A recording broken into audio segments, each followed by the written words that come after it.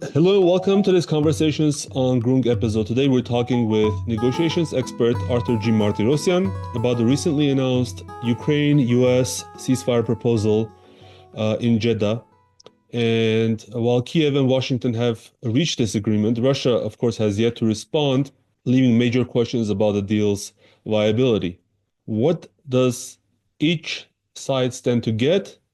And what are the risks? And is this a real step towards peace or just another pause in the conflict? So let's dive into this discussion. Mr. Martirosyan, welcome back to the show, and thanks for agreeing to talk to us on such short notice. Thank you. Thank you for having me. Now, let me just recite some of the short bullet points about the proposal for those who don't know. So this is a 30-day ceasefire, essentially a temporary truce contingent, of course, on Russia's acceptance. Also, part of the deal is that U.S. will restart intelligence sharing and military support for Ukraine. There'll be prisoner exchanges and humanitarian efforts. Talks will begin on Ukraine's long-term security and potential guarantees. There is talk about economic cooperation, but I don't think there's any announcement about signing the so-called rare earths deal. Also, there's a point in there about Ukraine wanting the EU to be part of this, but it's basically restating Ukraine's position, not the U.S. And all the sides, Ukraine, EU, and the U.S. welcomed this proposal, and they all, it seems like in a coordinated messaging, said that the ball is now in Russia's court. So, with that set up, I just want to get your thoughts overall on this deal, and then if this deal falls apart, what are the best backup plans for all three parties? Essentially, what is the BATNA for all three parties? Is this something that could bring all three parties together? Well, first of all, each party has its own button, its own alternatives. I think this is just the beginning of the process.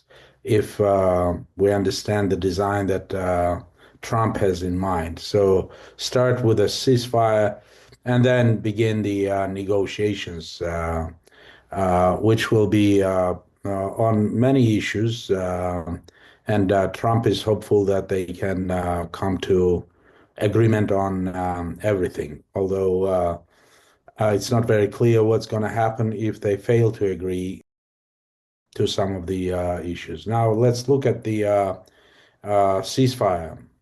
Obviously, Ukraine wants breathing space right now because the operation in Kursk region has been botched because it came to an end abruptly. Maybe Zelensky was hoping it would be a bargaining chip in the major negotiations over territories.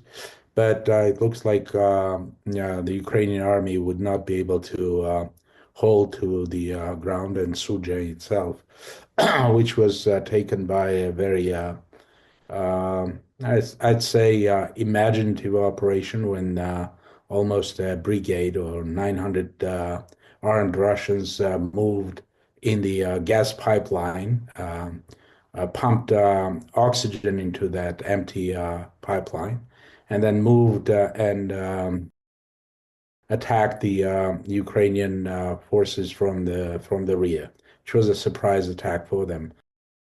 Now, whatever happens on the ground is going to be important. Will the Russians agree to the ceasefire? And everybody says the ball is in their court. I doubt they're going to do that, but it doesn't mean that it's impossible. It depends what American negotiators are going to put on the table and how they're going to address the concerns that the Russian side has. The first concern that Russians have expressed is about the recourse. What happens if the ceasefire is violated, right? Ukraine blames Russians for the violation. It happened so many times since 2014, right?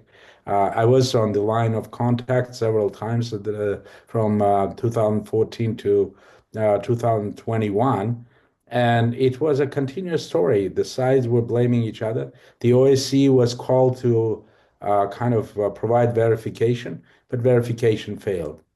So what would be the verification mechanisms? There's nothing about verification. There is just the word of President Trump, right? So nobody should dare to violate the word of President Trump. Is it enough as a guarantee to Russians? I doubt that. Number two is what happens if after 30 days they fail to come to the table? Yes, Trump is using what they call jiu-jitsu in negotiations. So he took the weaker side, um, uh, essentially worsened their alternative or their partner, right? So if you say no to me, you're gonna be worse off fighting Russians because no military supplies, no intelligence, and you essentially don't have more than a couple of weeks to hold on off Russians. Maybe more, I mean, but essentially the Ukrainian military quickly understood what's going to happen, and therefore Zelensky was forced to change the initial very tough stance of not apologizing to Trump personally. Now, the American side claims there was personal apology. If we read the joint declaration from Jeddah, again, there's a lot of compliments to President Trump personally in the text. So, although Ukrainian side has been denying about personal apologies, it looks like we can go with the word of the American side on this one. So they had to change. They had to change, and it's interesting that Zelensky was not at the table of negotiations. You could say that it's not his level in kind of protocol, right? There is the delegation, American delegation, is led by the foreign affairs minister, right? We could say he's the senior official there. And it would have been a mismatch with Zelensky. But Zelensky was, according to those who were present in the room, was in close contact with the Ukrainian delegation, led by his close advisor, but who does not have the same status. Yes, the foreign affairs minister was there, defense minister was there, but the delegation was led by Yermak, who doesn't have the government. But still, I mean, it's important that they came and agreed. It's probably a little bit a step even further from what Macron had first put on the table, and then Zelensky was quick to pick that up as an offer to Americans. Yes, we want ceasefire, but ceasefire in the air and on the sea. Now it's a total ceasefire, right? Why Zelensky wanted that? Why he made that proposal? Because I don't think either side has really major activities on the sea, right? I mean, that's not an active area, although Ukrainians have been using some of the British provided drones, sea drones, and whatnot, but it's not the active area. The most important area for Ukrainians is the air because they're running thin on their anti-aircraft capabilities, and Russians have dominance in the air, which they've used it to the Ukrainian detriment. So, in some ways, Zelensky was trying to solve that problem, right? But putting it as a kind of a compromise of the Ukrainian side and to show that Ukraine had something to offer too in the air. In the morning, I think a couple of hours before a negotiation started behind closed doors in Jeddah, 5 a.m. or 5:20, I think around 5:20, there was a massive drone attack on Russia, over 340 drones, and over 100 to Moscow and Moscow region. Obviously, some of the Russian hawks, according to some sources, were demanding immediate punishment of the Ukrainian side. And I think Putin also understood the move, understood the game. So if he responded with Oreshnik or very heavy-handedly, although Russians did respond, there Yes. was bombing of Ukrainian assets almost all over Ukraine in the last couple of. But they didn't use Oreshnik, which could have been very deadly for Kiev, as some of the hawks were demanding. He didn't do that because that could play into Zelensky's hands, right? So, Mm, yes, we attacked, but here is Russians are constantly escalating. So he's not escalating.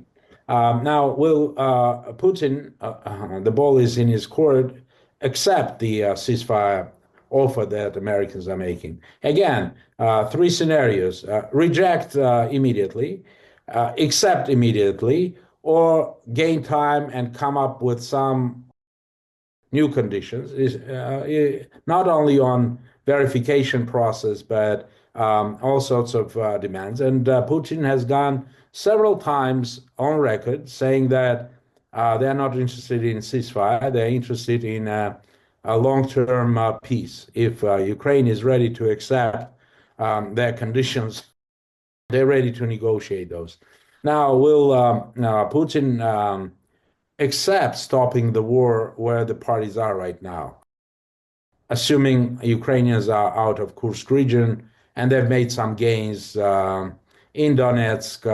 Luhansk is almost entirely under Russian control, but in Kherson and Zaporozhye, it's despite the Russian claim that it's now their constitutionally their territories, it's not controlled entirely. But Russia demands that these regions too entirely, Donetsk, Kherson, and Zaporozhye, be recognized by Ukraine as part of the Russian Federation. This is the most bitter pill that Zelensky probably won't be able to take. He has gone on record just a couple of hours ago, again saying that Ukraine will never agree to the loss of territories, including Crimea, by the way. What are then they going to negotiate? Is it possible to negotiate what was negotiated in Istanbul when the parties were close to a deal? Territorially, Ukraine would have been better off then, right? We know that even Mariupol was not under Russian control then. Uh, but at that time, Ukraine was ready to sign something that would essentially keep Ukraine demilitarized. Now, Europeans, and especially the British, are opposed to any talks about demilitarization. In fact, they're talking about using this ceasefire as an opportunity to beef up Ukraine militarily and to establish some kind of line along which the European peacekeeping contingent is going to be placed. Both Lavrov today and I think before that, Russians have made it plenty clear that not until hell freezes they're going to agree to anything like that.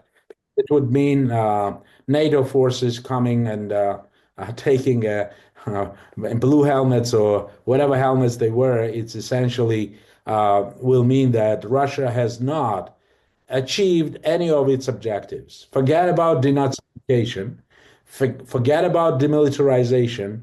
They haven't even achieved full control over the territories that they claim now, right? So, because the assumption is that the parties stop where they are right now, meaning that the line would go where they stop right now, and from Pokrovsk and Slavyansk and Kramatorsk in Donetsk would not be under Russian control, and almost half of Kherson and Zaporozhye. Well, I mean, a little bit over half is now controlled by Russians, but it's I don't think acceptable for Russians. Obviously, there are signals that Trump is ready to sweeten the deal for Russia in economic terms, the talk of sanctions, but he cannot talk on behalf of Europeans. He can only talk about the American sanctions. He's trying to bring Russia back into G7, make it again G8. But is it a compensation that Russians are really looking for? So my take is, I don't know. I'm not into prognosis. I'm not sitting in Kremlin to know how exactly tomorrow and especially on Friday, by Friday, when presumably a phone conversation between Putin and Trump is going to take, how it's going to impact the Russian position. But if nothing changes, if nothing major is going to be put on the table for Putin, I think he's going to buy for time. He's going to say that they're going to continue to review the proposal. And until they take under full control Kursk, and until they take under full control Donetsk, there's not going to be any conversation about ceasefire unless Ukraine agrees to withdraw from those territories Right. as a first move. And I don't think if he starts to put conditions on the table, any of these conditions are going to be acceptable for Zelensky. So it's a very seesawing right now, and I'd give it's kind of a 60-40 Yeah. proposition that it's the ceasefire is going to happen. I mean, if they're celebrating is there's victory, the Europeans and especially the Brits, and we know what role the Brits played in the negotiations. Essentially, Yermak took with him talking points prepared by the British negotiator. We know how it happened. So he goes and one could say that United States was negotiating with UK, not Ukraine, but UK, right? Okay. Right. So that's a kind of a deal. And the other piece with the mechanics of this is that Zelensky is now sees it as an opportunity to show to Trump that, see, I'm the constructive guy. I really want peace. It's Russians who don't want a peace. Continue to put pressure on them. And for Russians, it's very, I think, concerning to see that how quickly the U.S. Started to resupply weapons and intelligence. If you are going to a ceasefire, why are you doing that? That's exactly my point. And actually, I wanted to ask more about that because previously Donald Trump has stated that, if there, I think he was mentioning about Ukraine, but I think in general, if the sides aren't willing to negotiate, then he's out of there. And also, after the announcement, after the statement, Rubio and others were saying, now we'll see who is for peace and who is against peace and things like that. So Right. a little bit of extreme language, in my opinion. So given these statements and given the sort of tone of these statements, what can you tell us about the posturing of each side? And can the U.S. really walk away if things don't work out? I mean, it would be interesting if the U.S., after all, is ready to walk away. That's it's too early to say what's going to happen. Let's look. Yes, the negotiation jiu-jitsu was you uh, you bring the weaker party to the table. You kind of make its partner so weak that it's no longer even a Batna, it's a Watna. It's a worst alternative to negotiate. So no way they could say no to Trump. But can Putin say no to Trump? And I think yes, he can. But knowing Putin, I think he will say no, but a no that sort of is not a final no, right? I have my conditions. It's a no. I'm ready to say yes if my conditions are going to be met and my conditions are reasonable. After all, this jiu-jitsu technique is going to meet someone who's practicing judo. So it's going to be an interesting back and forth between Americans and Russians on this. So what can the U.S. do if they get a no from Putin? But a kind of a no that it's still keeps the door ajar. He's not slamming the door at them. He says, yes, in principle, we're ready to negotiate with you if you can continue to put pressure on Ukraine to accept our conditions. Hmm. Can will then Americans return to Zelensky and say, yes, peace is very near, but you have to agree to these things now that Russians demand, or the American team would immediately say, this is unacceptable. If you are not taking the 30-day ceasefire seriously, then go continue to kill each other, as Trump was indicating. And that would mean the war would continue. And I think for Trump, he's a little bit sort of in a hurry to he has a sense as a deal maker. He has a sense that yes, I can make it. The deal is possible. I only need now to persuade Russians to go with it. And he needs it for a number of reasons. His prestige and his reputation as a deal maker and international deal maker.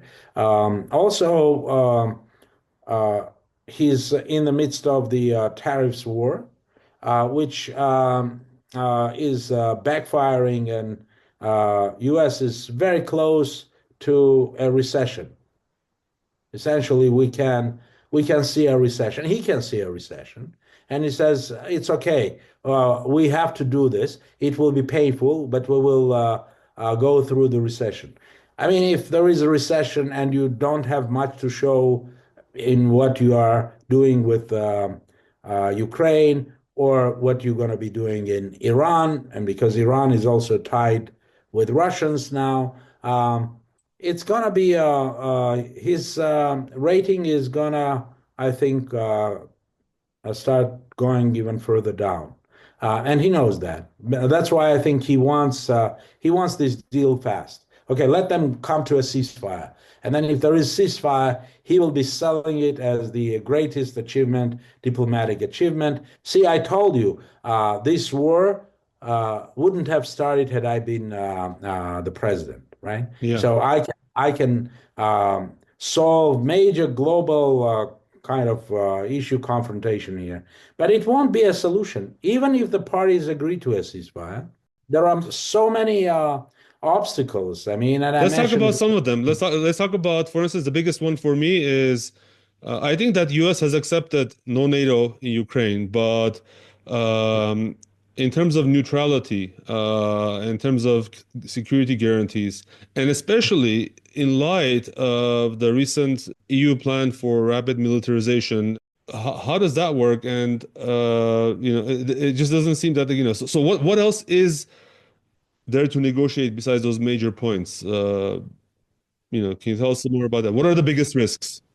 well, for Russians, it means that not only they didn't achieve their goals in Ukraine, but they didn't achieve their major goal, which was a new security architecture for Eurasia. And if they cannot get that, and I think that will be part of the conversation of Trump with Putin, and Putin will be pushing that agenda. If we cannot get that, why should we agree on anything here? We Mm. are dealing with Europe, which is kind of getting a very belligerent and kind of saber-rattling mood right now, and they see this as an opportunity now, even if the U.S. is out, replacing the U.S. to continue the proxy war against Russia. I mean, they called it proxy war. Rubio called it a proxy war. Right. And it has been a proxy war. So one major player is planning to move out, but it's going to be replaced, presumably, by another player. And that would change for Russians? Not much. They're not getting what this war was not just really about Ukraine alone. This war is about again changing the security architecture. So if they're not getting it, why stop there? Why give Ukraine breathing space? Why give Europeans an opportunity to rearm and to continue the war against Russia until Russia is defeated? So strategically, it's nonsense. I mean, nonsense. Right now, Europe cannot do it. So if Europe cannot do it, I mean, why fall in the what is known as Thucydides trap, right?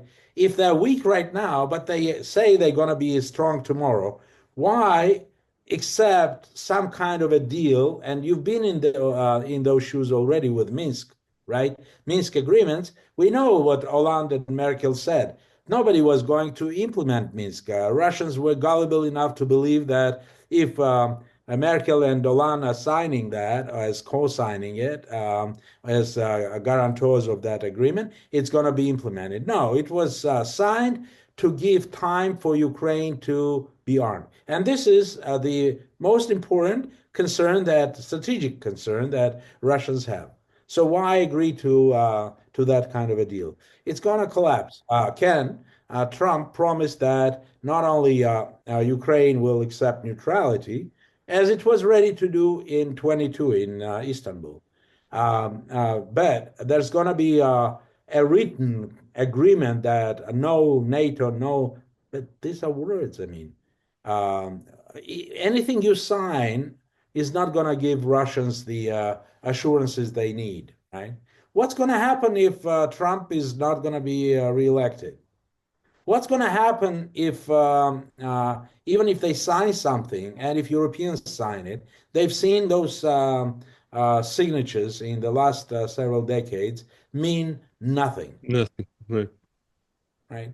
So this is in part the problem. And so when people are saying, "Oh, we can probably get close to a new Yalta," I'm saying no. Yalta is not possible, because in Yalta you had allies who were victorious. Everybody knew who was defeated. All right, imperialist Japan and the Third Reich, and they were the ones who agreed on how to live after that war, right? And that's how the UN came into being.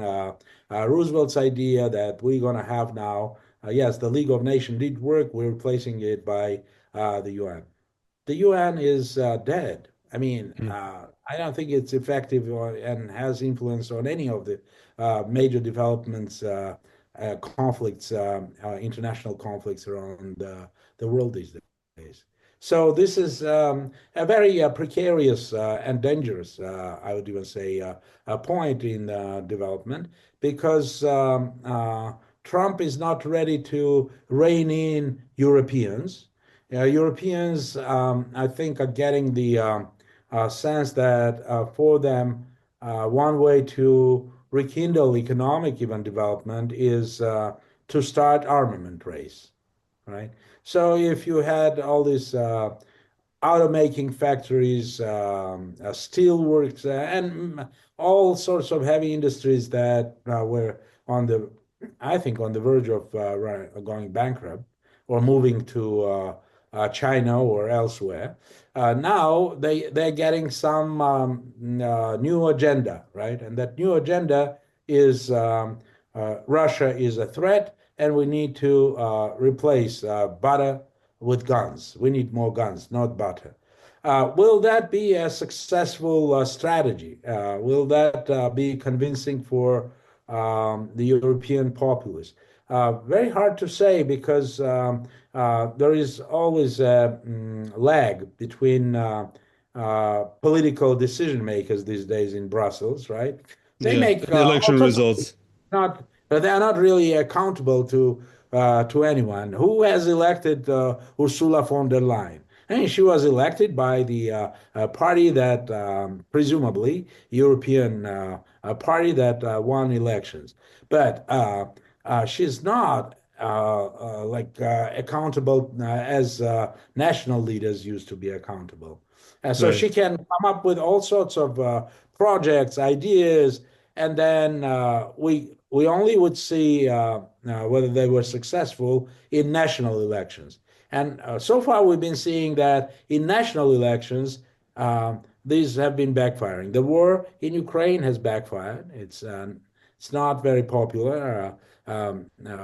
Migration issues and many other issues, they are essentially leaving the space to the radical newcomers or old timers, depending on a country. But this has been a prevalent trend in most Europe, and it continues. Britain stands alone and a little bit sort of out of this. But it's interesting that they play the first fiddle in this orchestra of kind of a new strategy in containing or deterring Russia, whatever word they're going to be using in the coming days. So I don't see necessarily this improvisational foreign policy and diplomacy introduced by Trump necessarily succeed on all fronts. Mhm. It's going to be very difficult. Even if, again, as I said, even if they agree to a ceasefire, 30-day ceasefire, the real negotiations are going to start then. Within the 30 days, at some point, they're going to start negotiating. How all of this is going to play out.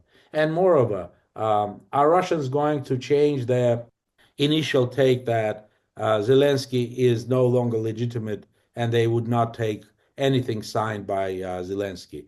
Are they going to change their stance on that? Many questions, but Yeah, there is only one person who is going to answer them, and we'll hear that answer on Friday, I think, maybe early next week, but no later than that. And my take is most likely it's going to be no, unless my conditions are going to be met by Ukraine.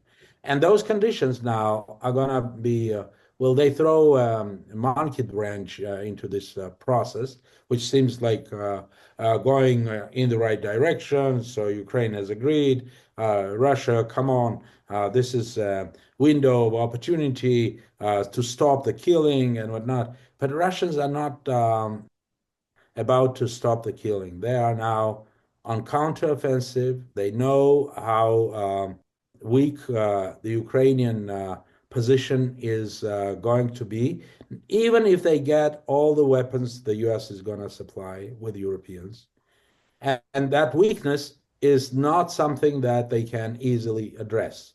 That right, weakness is not just having people mobilized. They can mobilize 18, 25-year-olds, but you cannot quickly replace the cadre. You cannot replace the combat hardened troops by these new recruits very quickly. And what's going to happen next if the war continues? If they do not come to an agreement, if the war continues, I don't see it turning well for Ukraine or Zelensky.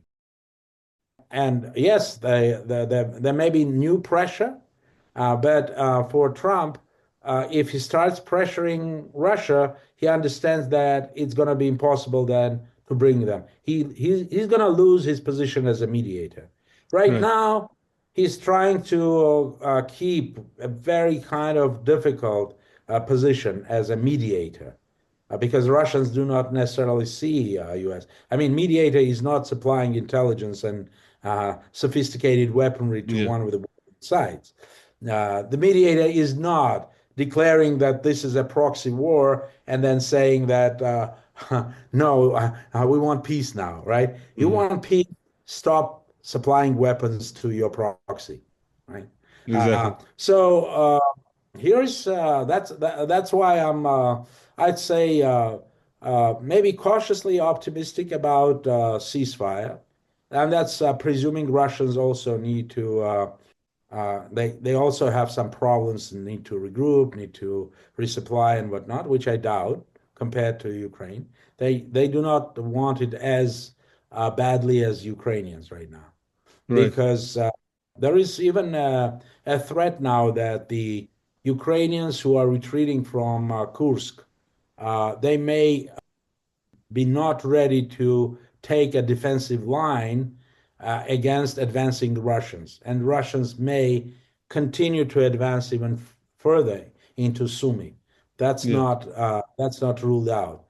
So as I sure, the West and Trump may say, oh, if you are not agreeing to ceasefire, here are sanctions. But this is a point where Trump may lose whatever um, uh, Leverage. fig leaf he had to cover and to stand as a mediator in this, right? Yeah. And Yeah. if he loses that, what's going to happen then on many other issues where he was saying he was ready to dance with Moscow, right? Yeah. And that's Iran. There are a number of areas that he identified, and most importantly for him, transactionally, many opportunities to make billions of U.S. dollars, as Russians showed to his negotiators in Riyadh. Yes. So this is what's at stake. I think Trump is trapped by his desire to see something tangible very quickly. Okay. Well, let's wait until the end of this week or as Monday on Monday, as you said, and see what the Russian response is going to be. Thank you for all your time, Arthur, and we'll leave it here for today.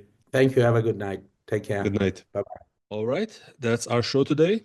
This episode was recorded on Wednesday, March 12th, 2025. I was talking with Arthur G. Martirosyan, who is a senior consultant with CM Partners.